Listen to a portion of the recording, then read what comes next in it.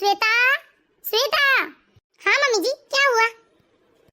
अरे 12 बजने को आए, अभी तक रसोई का काम खत्म नहीं हुआ है क्या? नहीं मम्मी जी, अभी तो काम खत्म नहीं हुआ है। अरे पहले तो तुम अकेली थी, अब तो घर में दो बहुएं हैं, फिर भी 12-12 बजे तक रसोई का काम खत्म नहीं होता। अभी क्या ही कहूँ मम्मी जी, धीरे धीरे 4 महीने होने लगे। देवरानी तो बस नाम के लिए आकर खड़ी होती है किचन में, किसी काम में वो हाथ ही नहीं बटाती। अब मैं अकेली क्या क्या कर लूँ मम्मी जी? देखते हो ना, सुबह 9 बजे तो सोकर उठती है वो। अगर मैं किसी दिन किसी चीज के लिए टोक देती हूँ तो वो तो मुंह फुलाकर कमरे में चली जाती है और 1-2 दिन तक फिर रसोई में आती ही नहीं हाथ बटाने। देखा तो है मैंने, ये छोटी बहू ना बहुत काम चोरी करती है, इसलिए मैं तो अब उसे कुछ नहीं कह सकती मम्मी जी। बेकार में ही वो अपनी मायके में मेरी चुगली करती है। उसे कुछ बोलना मतलब बेकार में ही बदनामी मोल लेना। उसके मायके वाले भी क्या सोचते होंगे कि सास के होते हुए भी जेठानी ही सास बनी बैठी है। अच्छा ठीक है, तुम परेशान मत हो, मैं आज ही उसे समझाती हूँ और एक काम करती हूँ, मैं तो तुम दोनों का काम ना बराबर में बांट देती हूँ। हाँ मम्मी जी, ऐसा ही कुछ कीजिए। अरे मम्मी, भाभी, क्या हुआ? कुछ नहीं देवर जी। बताइए ना मम्मी, क्या बात है? आप लोग इतना परेशान क्यों हैं? अरे छोटी बहू की बात चल रही थी। क्यों मम्मी, अब शालिनी ने क्या किया है? अरे देखो ना बेटा, बेचारी तुम्हारी भाभी 7 सालों से अकेले ही ससुराल संभाल रही है और अब देवरानी के आने के बाद भी बेचारी का कोई सुख नहीं है। तू कुछ बोलता क्यों नहीं उसको?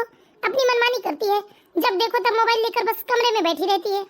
मैं तो बहुत कुछ बोलता हूँ मम्मी उसे, लेकिन मेरी बातों का कोई फर्क ही नहीं पड़ता उसे। कई बार उसको मैं डांटता हूँ, समझाता हूँ, लेकिन मेरी बातों को वो मजाक में ले लेती है। अच्छा ठीक है, मैं ही उसे अपने तरीके से घर के कामकाज में लगाती हूँ। हाँ मम्मी। ला ला ला ला ला। अरे विशाल जी, आज तो आप जल्दी आ गए दुकान से। हाँ, मैं कोई काम से आया हूँ घर। अब घर आ ही गए हैं तो खाना भी खा लीजिए ना आप। अच्छा, क्या बनाया है तुमने खाने में? वो खाने में पता नहीं दीदी ने क्या बनाया है। जब तुम्हें मालूम ही नहीं है कि खाने में क्या बना है, ये खाना बना है या नहीं, फिर तुम मुझे खाना खाने क्यों कह रही हो? अरे जेठानी की तो रोज बना ही लेती है जी, इसलिए मुझे लगा कि खाना बन ही गया होगा। हाँ भाभी, तो मशीन है ना, बस बटन दबाए और काम हो गया। ये क्या बोल रहे हो आप, और इतना चिढ़ क्यों रहे हो? अरे भाई, दीदी कोई मशीन है क्या? कुछ भी बोलते हो। देखिए ना मम्मी जी, इन्हें कुछ समझाइए, ये तो कुछ भी बोलते रहते हैं। देखा ना मम्मी आपने, मैंने कहा था ना, मेरी हर बातों को शालिनी बस मजाक में लेती है, इसे कुछ समझ में ही नहीं आता। अरे आप ऐसे गुस्से में क्यों जा रहे हैं? अब इन्हें क्या हो गया मम्मी जी, ये ऐसे गुस्से से क्यों चले गए? तुमने खाना नहीं बनाया ना, फिर भी उसे पूछ लिया कि खाना खा लो, शायद इसलिए गुस्सा हो गया वो। या फिर इसलिए भी गुस्सा होगा कि भाभी अकेले घर का सारा काम करती है, तुम्हें काम करते नहीं देखता ना वो। क्या मम्मी जी, ये तो बस कुछ भी सोचते हैं, इसमें गुस्सा होने वाली क्या बात है? घर के काम तो हो ही रहे हैं ना। इसे मैं सीधे सीधे कुछ समझाऊंगी तो इसको समझ में नहीं आएगा, इसे मुझे अपने ही तरीके से हैंडल करना होगा। क्या हुआ मम्मी जी, क्या अकेले में बड़बड़ाए जा रहे हो आप? अरे कुछ नहीं शालिनी बेटा, मैं ये सोच रही थी कि मैंने कुछ दिनों से कुछ अच्छा और चटपटा नहीं खाया है, मजा नहीं आ रहा है श्वेता के हाथ के खाने में। क्या सच में मम्मी जी, आपको भी मजा नहीं आ रहा है? मैं अभी ऑनलाइन कुछ अच्छा खाने का ऑर्डर करती हूँ। अरे ना ना बेटा, ये ऑनलाइन खाना तो मुझे पसंद नहीं आता। मैं बोल रही थी कि तुम आज समोसे बना लो और साथ में अच्छी तीखी चटनी बना लो। क्या? नहीं नहीं मम्मी जी, इस उम्र में तीखी चटनी और समोसे, अरे डाइजेस्ट नहीं हो पाएगा और पेट में आग जलने लगेगी। ना बाबा, मैं आपकी सेहत के साथ कोई खिलवाड़ नहीं कर सकती। क्या? मेरे पेट में जलन होने लगेगी? अरे कोई जलन नहीं होती, मैंने खूब ऐसी तीखी चटनी खाई है पहले, और समोसे भी मैं अच्छे से पचा लेती हूँ। अरे नाना मम्मी जी, तब की बात अलग थी, लेकिन अब आपकी उम्र हो चली है और इस उम्र में आपको इतना स्पाइसी और तीखा नहीं खाना चाहिए। हे भगवान, इसको कैसे समझाऊं मैं? सुना ना श्वेता, तुमने कैसे बहाना बना दिया तुम्हारी देवरानी ने। हाँ मम्मी जी, इसे तो सबक सिखाना ही होगा, लेकिन ये सीधे सीधे नहीं समझेगी, इसके लिए तो कुछ अलग ही करना पड़ेगा। एक काम करो श्वेता, तुम बाहर से समोसे बुलवा लो और घर में चटनी बना लो, मैं इसे मजा से खाती हूँ। ठीक है मम्मी जी। इस तरह से गीता देवी अपनी छोटी बहू के व्यवहार से बहुत ही परेशान रहती है। वो कोई भी बात समझने को तैयार ही नहीं होती और बस काम चोरी के बहाने ढूंढते रहती है। अब सुनो श्वेता, जैसे ही शालिनी अपने कमरे से आएगी ना, तुम थोड़ी तेज आवाज में कहना कि बहुत ही स्वादिष्ट है ये चटनी और समोसे। हाँ मम्मी जी। मम्मी जी, शालिनी आ रही है। वाह मम्मी जी, कितना चटपटा और कितना टेस्टी है ये समोसे और चटनी। वाह, समोसे और चटनी, जरा मैं भी तो चक्कर देखूं, कितना स्वादिष्ट है ये। अरे नहीं नहीं छोटी बहू, ये तो बहुत ही स्पाइसी और तीखा है, तुम पचा नहीं पाओगी और पेट में भी आग जलने लगेगा, इसलिए अपना हाथ पीछे कर लो। हाँ मम्मी जी, आप बिल्कुल ठीक कह रहे हैं, बेचारी छोटी बहू पचा नहीं पाएगी इतना स्पाइसी। वैसे भी मैं इतना ऑयली नहीं खाती, वो तो शायद चटनी देखकर मेरा मन ललच गया था। रहने दीजिए, नहीं खाना है मुझे।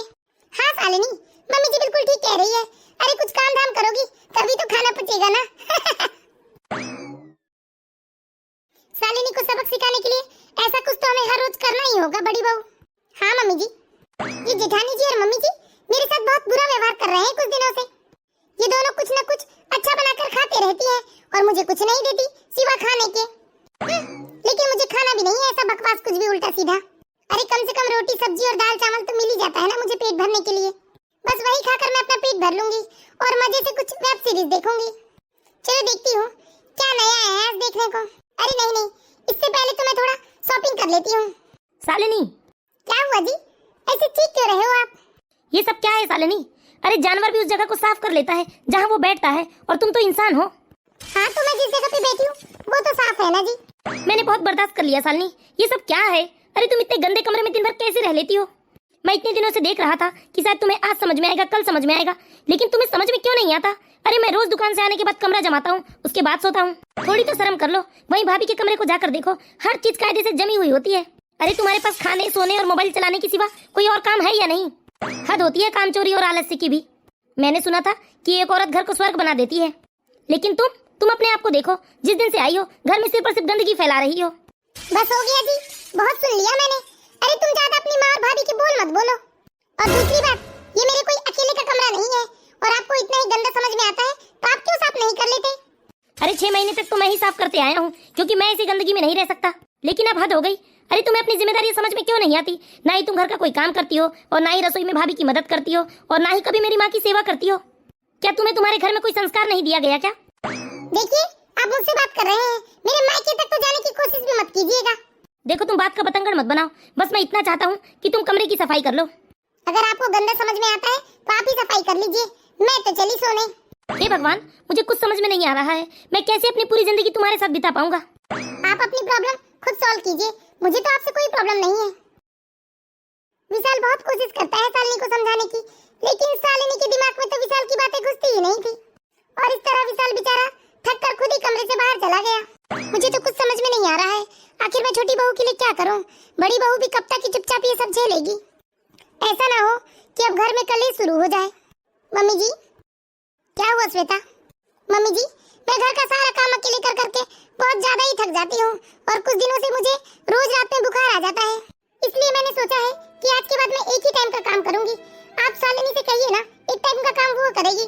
अरे एक काम करो ना, तुम दोनों मत करो काम, मैं ही कर लेती हूँ घर का काम। अरे मैं तो खुद पहले से इतनी परेशान हूँ, एक बहू तो काम चोर है ही, अब तुम भी आ गई अपनी काम चोरी का बहाना लेकर कि तुम्हें रोज रात में बुखार आ जाता है, इसलिए मैं कहती हूँ कि मत करो तुम दोनों काम, मैं ही कर लूंगी सब कुछ। नहीं मम्मी, श्वेता सही कह रही है, उसे कुछ दिनों से रोज रात में फीवर रहता है। और आप ही बताइए ना मम्मी, कब तक ऐसा चलेगा? पूरे 7 महीने हो गए, लेकिन छोटी बहू तो कोई घर का काम काज करती ही नहीं। अरे कब तक श्वेता अकेले घर संभालेगी? जिस बात का डर था अब वही हो रहा है। मैं तो कहता हूँ मम्मी, आप छोटी बहू के मायके वालों को बुलाइए ना और बताइए कि वो ऐसा कर रही है ससुराल में। अरे नहीं बेटा, ये कोई बहुत बड़ी बात भी नहीं है, ये सब घर गृहस्थी का मामला है, तू इन पे मत पड़। बेकार में बदनामी होगी कि दोनों बहुओं के बीच में काम को लेकर लड़ाई हो रही है। मैंने इन लोगों की समस्या देखकर बर्तन झाड़ू के लिए तो काम वाली रख ही ली है, लेकिन अब रह गया खाने का टेंशन। तो मैं बात करती हूँ आज शालिनी से और दोनों का काम बांट देती हूँ एक टाइम में। हाँ मम्मी, ऐसा ही कीजिए। वाह, ये ड्रेस तो कितनी सुंदर है, मैं इसे अभी ऑर्डर कर देती हूँ। वैसे थोड़ी महंगी लग रही है, 5000 रुपए में। अरे लेकिन बुला ही लेती हूँ ना, अब मेरे शौक से बढ़कर कोई 5000 रुपए नहीं हो गए। शालिनी, क्या हुआ मम्मी जी?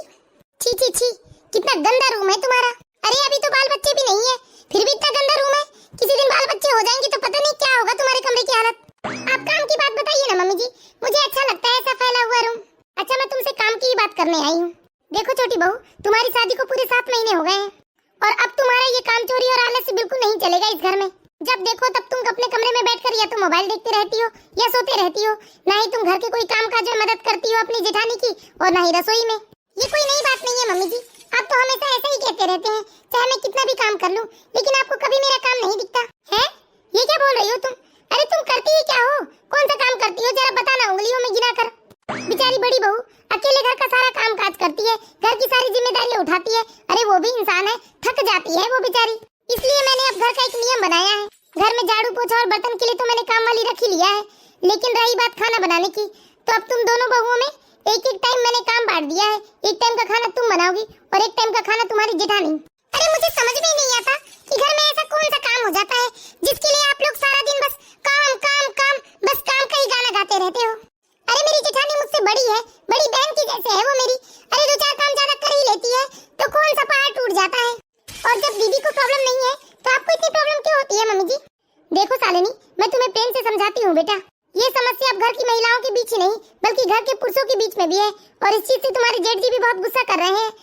कोई काम नहीं करती हो। अरे खाना ही तो बनाना है ना, एक काम करती हूँ, सुबह का खाना मैं बना लूंगी। अरे नहीं नहीं, सुबह तो मैं लेट सो के उठती हूँ। अच्छा एक काम करती हूँ, मैं शाम का खाना बना लूंगी। ठीक है? ठीक है, अब मैं कोई बहाना नहीं सुनूंगी। शाम को तुम अपने समय में रसोई में जाकर खाना बना लेना। ठीक है मम्मी जी। एक ही तो काम है खाना बनाना, उसमें भी आजकल जेठानी जी को रोना आने लगा है। और अब अचानक कैसे बीमार पड़ने लगी जेठानी जी? पहले भी तो अकेले ही घर का सारा काम करती थी ना। अब मुझे समझ में आया, इन लोगों को मेरा सुख देखा नहीं जाता। चलो अच्छा है श्वेता, मैंने शालिनी को अच्छे से समझा दिया है, अब तुम्हें भी आराम मिलेगा। आपको ऐसा लगता है भाभी कि शालिनी इतनी आसानी से समझ जाएगी मम्मी की बात? अरे इसने खुद कहा है, कोई खाना बनाना कोई बड़ा काम नहीं है, मैं खुद आज से शाम का खाना बनाऊंगी। तुम देखना मम्मी, शाम को शालिनी कुछ ना कुछ तो बहाना बना ही देगी। मुझे भी कुछ ऐसा ही लग रहा है देवर जी। क्यों ना मम्मी, एक बार हम शालिनी के मायके में ये सारी बातें बता ही दे। अरे नहीं बेटा, बड़े सीधे साधे लोग हैं, क्यों बेकार में हम उन्हें परेशान करें। और वैसे भी शादी के बाद अब यही शालिनी का घर है, इसलिए हम शालिनी की गलतियां उन्हें क्यों बताएं, हम अपने तरीके से शालिनी की गलतियां सुधारेंगे। सच में मम्मी, काश हर किसी के घर में आप जैसे समझदार सास हो, तो कभी किसी के घर में कलेश नहीं होगा और ना ही ससुराल और मायके के रिश्ते खराब होंगे। अरे ये क्या, अभी तो शाम के 5 ही बजे हैं। चलो मैं 2-3 घंटे सो जाती हूँ, फिर उठकर बनाऊंगी खाना। और इस तरह से शालिनी शाम के 5 बजे सो जाती है और रात के 8 भी बज जाते हैं तो वो सोकर नहीं उठती। ये क्या, रात के 8 बज गए, फिर भी शालिनी ने अभी कुछ नहीं बनाया है। देवर जी और ये भी दुकान से आते ही होंगे। क्या करूं, मम्मी जी को बताती हूँ। अरे ये क्या बड़ी बहू, मुझे तो लगा रसोई में छोटी बहू होगी। हाँ मम्मी जी, यही तो मैं आपको बताना चाहती थी। देखो ना, रात के 8 बज गए, फिर भी शालिनी अभी तक रसोई में नहीं आई है। मैंने कहा था ना मम्मी जी आपको, ये शालिनी इतनी आसानी से सुधरने वाली नहीं है। हाँ बहू, मैं अभी आती हूँ उसके कमरे से। इस तरह से शांति देवी बहुत गुस्से से अपनी छोटी बहू के कमरे की ओर जाती है। अरे आंखें खोलो छोटी बहू। अरे मम्मी जी आप, तुम्हें याद है ना तुमने क्या कहा था कि शाम का खाना तुम बनाओगी? हाँ मम्मी जी, मैं तो बस अभी जस्ट सोकर उठी हूँ और रसोई में ही आ रही थी। अरे पहले घड़ी की ओर देखो, 8:30 बज गए हैं रात के। और क्या तुम नहीं जानती कि हमारे घर में सबको 9 बजे खाना चाहिए? सॉरी मम्मी जी, पता नहीं क्यों मुझे शाम को 5 बजे ही नींद आती है। एक काम कीजिए ना मम्मी जी, कि अब मुझे सुबह का काम दे दीजिए। अब मैं कल से सुबह ही उठकर खाना बनाऊंगी। आज तुम्हारी वजह से मेरे बेटे दुकान से आने के बाद बेचारे भूखे ही बैठे रहेंगे। तुम्हारे लिए ये सजा है कि आज तुम खाना नहीं खाओगी और कल जब तुम सुबह उठकर खाना बनाओगी उसके बाद ही खाना खाओगी। समझ गई ना? क्या आप ये क्या बोल रहे हैं मम्मी जी? मैं रात को क्या खाऊंगी? मुझे नहीं पता, कहीं जाकर हवा खाओ। ये मम्मी जी तो कुछ ज्यादा ही अत्याचार कर रही है मेरे साथ। ऐसी कौन सजा देता है कि घर की बहू भूखे ही रहे? अरे ये अभी किसका फोन आ रहा मुझे? ये क्या जिया, इतने दिनों बाद याद किया है तुमने मुझे? अरे मैंने तो कम से कम याद ही कर लिया, तुमने तो वो भी नहीं किया। और बता कैसी है? अरे क्या बताऊं यार, ससुराल में तो मेरे साथ बड़ा अत्याचार हो रहा है। क्यों, ऐसा क्या हो गया? अब देखो ना, मैंने एक टाइम खाना नहीं बनाया तो मेरी सासू माँ ने मुझे सजा दे दी कि मैं आज रात का खाना नहीं खाऊंगी। क्या, ये क्या बोल रही है तू? हाँ यार, मैं तो बहुत परेशान हूँ। मैं समझ सकती हूँ तेरी परेशानी। जब हम लोग भी सब साथ में रहा करते थे ना, तो मैं भी तेरी तरह परेशान रहा करती थी। लेकिन अब तो मेरे मजे ही मजे हैं। मुझे भी तो बता, कैसे तेरे मजे हैं? पहले हम सब लोग एक साथ रहा करते थे, जेठ जेठानी सास ससुर, अरे बहुत बड़ी फैमिली हुआ करती थी। और तुझे तो पता ही है ना, मैं शुरू से ज्यादा काम वाम करती नहीं हूँ। इसलिए एक दिन मेरी मम्मी ने मुझे समझाया कि बेटा अब तुम दोनों अलग रहो। फिर क्या था यार शालिनी, मैंने अपनी मम्मी की बात मान ली और जिस दिन से हम लोग अलग रह रहे हैं ना, मेरे तो मजे ही मजे हैं। अब अभी देख लो ना, मैं अभी जिम से आई हूँ और आज मैंने खाना ऑनलाइन ऑर्डर कर दिया था। बस मैं नहा धोकर फ्रेश होती हूँ, आधे घंटे में खाना आएगा, मैं मजे से खाना खाऊंगी और सो जाऊंगी। क्या सच में? अरे हाँ ना, मैं तुझे झूठ क्यों कहूंगी। अच्छा चल रखती हूँ, मैं नहाने जा रही थी। ठीक है जिया, एक वो जिया की लाइफ है और एक मेरी। मैं तो सच में बहुत दुखी हूँ अपने ससुराल में। अगर कल मम्मी जी ने मुझे डांटा या चिल्लाया ना, तो मैं भी यही शर्त रख दूंगी कि अब मुझे अलग रहना है। जिया की बात सुनकर शालिनी जिया की बातों में आ जाती है और वो मन ही मन निश्चय कर लेती है कि अब उसे अलग रहना है। हे भगवान, सुबह के 9 बज गए और ये शालिनी अभी तक रसोई में नहीं आई है। मम्मी जी क्या करे, देवर जी और इन्हें दुकान जाना है, क्या ये भूखे ही निकल जाएंगे? जाने दो आज उन्हें भूखे, और मैं आज अच्छे से सबक सिखाती हूँ ये शालिनी को। देखो बेटा, आज तो कुछ नहीं बना है रसोई में, एक काम करना तुम लोग बाहर नाश्ता कर लेना, लेकिन ये छोटी बहू को तो सबक सिखाना बहुत जरूरी हो गया है। ठीक है मम्मी। और तुम सुनो बेटा विशाल, मुझे बहू को सबक सिखाने के लिए कोई भी फैसला लेना पड़े तो मैं ले लूंगी और तुम भी मेरे फैसले को मान लेना। हाँ ठीक है मम्मी, मुझे पता है कि आप जो भी करेंगे उसमें हम सबकी भलाई ही होगी। ठीक है मम्मी, हम लोग जाते हैं दुकान। हाँ बेटा, लेकिन मम्मी जी हम लोग क्या खाएंगे तब तक? अरे वो क्या कहते हैं बहू, हम दोनों के लिए तुम ऑनलाइन कुछ बुलवा लो, वही खा लेंगे हम दोनों। ठीक है मम्मी जी। वाह मम्मी जी, क्या प्रेम है सास बहू के बीच में। क्या कहा आपने अभी अभी कि हम दोनों के लिए कुछ बुलवा लो? क्या मैं इस घर की सदस्य नहीं हूँ? जिस दिन से आई हूँ देख रही हूँ आप हमेशा मेरे साथ भेदभाव करती हैं।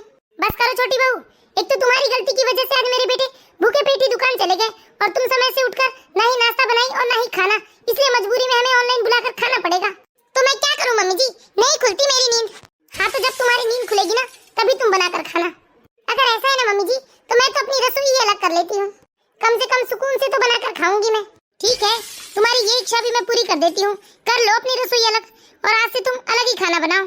कुछ दिन में ही अकल ठिकाने लग जाएंगे। अरे कुछ ठिकाना नहीं लगेगा, मजे से एक टाइम बनाऊंगी और 2 टाइम खाऊंगी, बेकार में घर में किलकिल तो नहीं मचाऊंगी। इस तरह सालनी अपनी सासू माँ से गुस्से से क्या ही देती है कि वो अपनी रसोई अलग करना चाहती है और उसकी सासू माँ भी खुशी खुशी तैयार हो जाती है।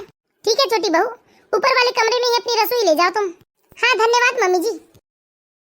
मम्मी जी मुझे बहुत बुरा लग रहा है आज, एक घर में 2 चूल्हे, पर मैं क्या करूँ बेटा, बुरा तो मुझे भी बहुत लग रहा है, पर तुम देखना कुछ ही दिनों में इसके अकल ठिकाने आ जाएंगे। जब ये हाथ नहीं बटा सकती तो क्या ये अकेले अपनी रसोई का काम कर लेगी? काश ऐसा ही हो मम्मी जी कि सालनी को सब कुछ समझ में आ जाए और वो हमारे साथ फिर से रहने आ जाए। इस तरह से सालनी खुशी खुशी आज अपनी रसोई अलग कर लेती है और इसी तरह दिन बीतने लगते हैं और आए दिन सालनी बस ऑनलाइन खाना बुलाती है, एक टाइम खाना बनाती है और उसे 2-3 टाइम तक खाती है। और विशाल को ये सब बिल्कुल अच्छा नहीं लगता, इसलिए आए दिन दोनों की बस लड़ाइयाँ होते रहती है। सच में बड़ी सुकून की जिंदगी लगती है अब मुझे। शालिनी क्या बनाया है तुमने खाने में? बस खाना आता ही होगा जी, मैंने ऑनलाइन ऑर्डर कर दिया है। मैं थक चुका हूँ शालिनी इस ऑनलाइन खाने से। या तो तुम ऑनलाइन खाना बुला लेती हो या फिर 2-3 टाइम का बासा खाना खिलाती हो मुझे। अरे तो कौन सा मैं आपको अकेले खिलाती हूँ, मैं भी तो बासा खाती हूँ ना। अब बताइए इतना खाना फेंक दूं तो अनाज का अपमान नहीं होगा? अरे तो तुम इतना ज्यादा खाना बनाती क्यों हो कि फेंकना पड़े?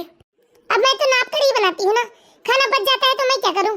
देखो शालिनी कुछ दिनों से ना मेरे पेट में बहुत दर्द उठता है, शायद ये बासा खाने की वजह से है, इसलिए मैं तुमसे रिक्वेस्ट करता हूँ कि मुझे ताजा खाना खिलाओ। और देखो किचन भी कितना गंदा हो रखा है, ये सब गंदगी बीमारी का ही तो घर है ना, थोड़ा साफ सफाई भी किया करो। तो ये किचन भी मेरा कोई अकेले का नहीं है जी, आपका भी है। अरे आप जब घर में रहते हैं तब आपको ही साफ कर लेना चाहिए ना, मैं अकेली और कितना काम कर लूँ? ठीक है, तुम्हें जैसा लगे तुम वैसा करो, तुमसे तो बात करना ही बेकार है। हाँ तो करते ही क्यों हो, आपको मुझसे बात करना अच्छा क्यों लगेगा? आपको तो अपनी मम्मी भैया और भाभी से ही बात करना अच्छा लगता है ना। ठीक है, तुम्हें जैसा लगता है तुम वैसा करो, आज के बाद मैं तुम्हें कभी भी रोक टोक नहीं करूंगा। कितना ही कुछ अच्छा कर लूं इनके लिए, कभी खुश नहीं होते। अरे क्या हुआ देवर जी?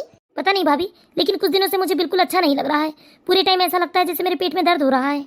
ये सब बासा खाने की वजह से होता होगा बेटा, क्योंकि पहले तूने कभी बासा खाना नहीं खाया था। मैं तुझे कितने बार कहती हूँ यही नीचे खा लिया कर। आपको तो पता ही है ना माँ, शालिनी कितना तमाशा करती है। अगर उसने कभी किसी दिन देख लिया कि मैं नीचे खाना खाता हूँ तो फिर पता है ना घर में कितना कलेश करेगी। अरे जाकर किचन की हालत तो देखिए मम्मी, आपकी खाने पीने की इच्छा मर जाएगी। चलो छोटे, आज बहुत देर हो गई है दुकान के लिए। क्या मम्मी, ये सालनी क्यों नहीं समझती? बेचारे देवर जी की हालत मुझसे देख के नहीं हो रही। हाँ बेटा, हमने सालनी को सबक सिखाने के लिए हर प्रयास कर लिया, लेकिन इसे कुछ भी समझ में नहीं आया।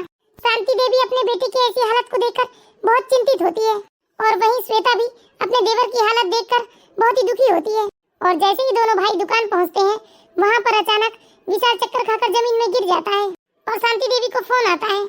अरे ये तो दोनों भाई अभी दुकान गए हैं और दुकान जाते ही फोन क्यों कर रहे हैं? हेलो, क्या हुआ बेटा? मम्मी पता नहीं विशाल को क्या हो गया, वो बेहोश हो गया है, मैं उसे लेकर हॉस्पिटल जा रहा हूँ। क्या? विशाल की बहुत तबीयत खराब हो गई है? कौन सा हॉस्पिटल लेकर जा रहे हैं उसे? क्या क्या हो गया इन्हें? ठीक है बेटा, हम अभी पहुंच रहे हैं। चलो श्वेता बहू, न जाने मेरे बेटे को क्या हो गया। जी मम्मी जी, जल्दी जल्दी चलिए। इस तरह से शांति देवी और श्वेता हॉस्पिटल की ओर भागते हैं, लेकिन ये सब देखकर सालनी कहाँ घर में रुकने वाली थी, वो भी उन लोगों के पीछे हॉस्पिटल पहुंचती है। सब ठीक हो जाएगा मेरे भाई, घबराना नहीं। तो हे भगवान, क्या हो गया मेरे बेटे को? क्या हो गया जी आपको? देखिए पेशेंट को आराम की जरूरत है, आप लोग यहाँ शोर मत मचाइए, जाकर बाहर वेट कीजिए। जी डॉक्टर, क्या हो गया मेरे बेटे को? मैं अभी आपको बाहर आकर बताता हूँ, प्लीज आप बाहर वेट कीजिए ना। जी डॉक्टर। हे भगवान, न जाने क्या हो गया मेरे फूल से बेटे को। मत रोइए मम्मी जी, देखना देवर जी बिल्कुल ठीक हो जाएंगे। न जाने क्या हो गया इन्हें। अरे सब तुम्हारी गलती है सालनी, तुमने कभी मेरे बेटे का अच्छे से ख्याल नहीं रखा। माँ आप लोग शांति बनाकर बैठिए, कुछ नहीं होने दूंगा मैं अपने भाई को। डॉक्टर क्या हुआ है मेरे भाई को? देखिए अभी घबराने वाली कोई बात नहीं है, वो पूरी तरह से खतरे से बाहर हैं। देखिए आप लोगों को उनकी देखभाल बहुत अच्छे से करनी होगी, साफ सफाई का पूरा ध्यान रखना होगा, क्योंकि शायद बासा खाना खाने या गंदगी की वजह से उनको इन्फेक्शन हो गया है और साथ में फूड पॉइजनिंग भी है। ठीक है, अभी उन्हें 2 दिन यहीं एडमिट रखना पड़ेगा। देखा सालनी, सब तुम्हारी ही गलती है। अरे अभी भी कुछ समझोगी या मेरी बेटी की जान लेकर ही दम लोगी? मुझे माफ कर दीजिए मम्मी जी आप लोग, आज मैंने अपने काम चोरी और आलस्य के चक्कर में अपने पति की जान को खतरे में डाल दी। हाँ सालनी, आज तुम्हारी ही गलती की वजह से देवर जी की हालत ऐसी है। हाँ दीदी, मैं मानती हूँ सब मेरी ही गलती है, लेकिन प्लीज एक बार आप लोग मुझे माफ कर दीजिए। आज के बाद मैं आप लोगों को शिकायत का कोई मौका नहीं दूंगी, और चाहे तो मैं अकेले ही घर का सारा काम कर लूंगी। अब छोटी बहू इतना कह रही है मम्मी, तो माफ कर दो उसे, हर किसी को एक मौका तो देना ही चाहिए ना। ठीक है, लेकिन दोबारा तुमने कभी आलस्य दिखाया या काम चोरी की तो मुझसे बुरा कोई नहीं होगा। नहीं मम्मी जी, आज के बाद मैं कभी भी आप लोगों को शिकायत का मौका नहीं दूंगी, बस एक बार आप मुझे माफ कर दीजिए। अरे मैं सब कुछ बर्दाश्त कर सकती हूँ, लेकिन कोई मेरे बेटे की सेहत के साथ खेले ये मैं बिल्कुल बर्दाश्त नहीं कर सकती। लेकिन मेरा बेटा आज कह रहा है, इसलिए मैं तुम्हें ये पहला और आखिरी मौका दे रही हूँ। ठीक है मम्मी जी, मैं आप लोगों को शिकायत का मौका नहीं दूंगी। तो देखा ना दर्शकों, आज आपने, आज मेरी बहू की आलस्य और काम चोरी की आदत ने मेरे बेटे की जान को खतरे में डाल दी। हाँ मम्मी जी, आप बिल्कुल सही कह रहे हो। मैं आप सभी दर्शकों से विनती करती हूँ कि जो गलती मैंने